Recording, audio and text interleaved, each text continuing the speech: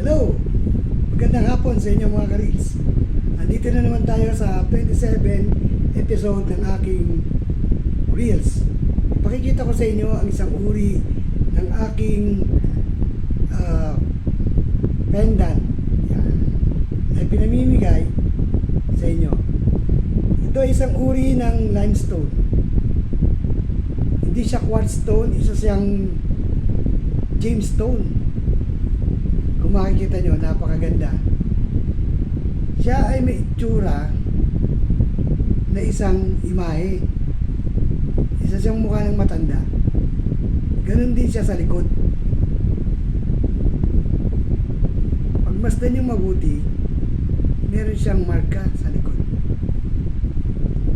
Ito ay isang gabay na stone na maaari nyo magamit sa inyo pang araw-araw at sa inyo nga ng buhay. Depensa rin sa lahat ng mga kalaban. Itong bato na to ay nakuha sa dagat. Hindi siya quartz stone, siya isang limestone. Nag-iisa lang siya na meron siyang taglay. Kakaiba. Napakaganda itong isang uri na ito na bato. Kung pagmamasdan nyo, may mukha po yan sa likod. At yung harap niya, ito. Isang matanda na nagkagabay. Napakaganda po itong aking kwintas na ito na aking ipinamimigay kung sino man ang magpapalo at magsasubscribe sa aking real channel. Free shipping fee po ito, ipinamimigay ko at ipadadala ko sa inyo. Taripatip na sa iyo. Yan po ang aking real channel at YouTube channel. Napakagandang kwintas.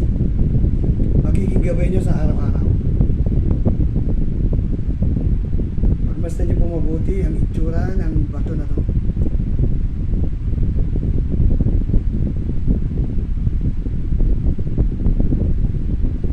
May mukha ng matanda sa likod.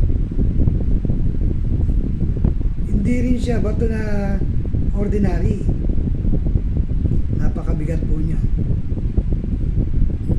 Yan po ang 27 episode ng ating giveaway channel ng Reels dito sa akin. Napakagandang kwintas po niya. Susunod po, ipakikita ko naman sa inyo ang isang pang-uri ng kwintas na ipamimigay ko sa inyo. Maraming salamat at Diyos.